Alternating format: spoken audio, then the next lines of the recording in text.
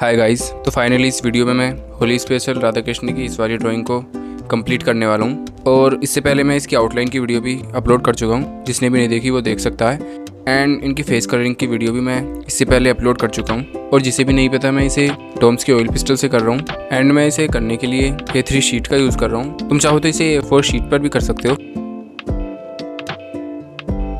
तो मैंने masking tape से सबसे पहले बॉर्डर बना लिए हैं और जो एक्स्ट्रा ग्रिड लाइन थी उसे इरेज कर लिया है, जिससे कि वो कलर के बाद विजिबल ना हो। तो अभी देखो रेफरेंस में जैसा कि बैकग्राउंड में होली के मल्टीपल कलर हैं, तो अभी हम ऐसा ही कुछ क्रिएट करने की कोशिश करेंगे, जिसके लिए मैं yellow, red and green colours का यूज़ करूँगा। तो अभी तुम देखो मैं किस तरह कर रहा हूँ।